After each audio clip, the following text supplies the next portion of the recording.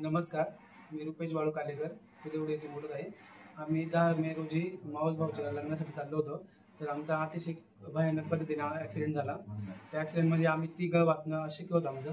पण त्याच कंडिशनमध्ये आम्हाला डॉक्टर विकेश मोदय यांची लगेच ॲम्ब्युलन्सची 7 मिनिटांमध्ये सेवा उपलब्ध झाली आणि त्याच्यानंतर आम्हाला लगेच 7 मिनिटांमध्ये आम्हाला सेवा उपलब्ध करून डॉक्टर विकेश मोदय यांनी खूप सहकार्य केलं.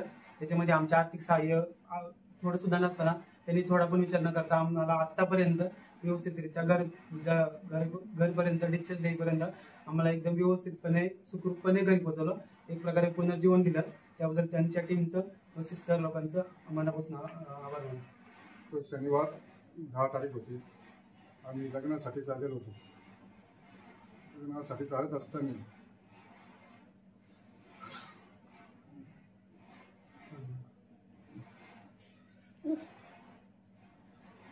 ती जी वेळ होती ती खूप भयानक होती. ज्या परिस्थितीत पडलेलो होतो आम्ही त्या परिस्थितीत विचार नव्हत्या आम्हाला. तर या ठिकाणी आम्हाला हा विकेश डॉक्टर मुठा यांनी आम्हाला खूप सहकार्य केले. सहकार्य करत असताना त्यांच्या टीमने चांगल्या प्रकारे आम्हाला स्टेटमेंट दिलं. आर्थिक परिस्थिती असताना आम्हाला 1 रुपया न घेता आमची स्टेटमेंट करून दिली. अतिशय त्यांचा आभार मानतो. तुमचा व्यवसाय काय? मी रिक्षा चालवतो. रिक्षा चालवत असताना माझी 500-600 रुपये इन्कम आहे रोजची. ती आज माझी बंद झालेली आहे. तारखेला सकाळी ॲक्सिडेंट झाल्यानंतर मला लोकल जागेवरनं एक फोन आल्यानंतर मी ताबडतोब ॲम्ब्युलन्सची सेवा तिथे पोहोचवली. तिथे ॲम्ब्युलन्स पाठवल्यानंतर त्यांना पुढच्या 5 मिनिटांच्यात रेस्क्यू करण्यात आलं आणि हॉस्पिटलायझेशन केलं. आले तेव्हा पूर्ण परिस्थिती अत्यंत भयंकर होती. रोशन कालेकर जो आहे तो अत्यावस्थ कंडिशनमध्ये होता. त्याच्या मेंदूमध्ये मार लागलेला होता, छातींना मार लागला होता, सर्व मागच्या बरगड्यातून त्याच्या तुटलेल्या होत्या. एक हात फ्रॅक्चर होता, एक शोल्डर डिस्लोकेटेड होता आणि इतर फ्रॅक्चर्स होता. अशा तीव्र कंडिशन्समध्ये कमी भीती असताना त्यांना रेस्क्यू करण्यात आलं होतं.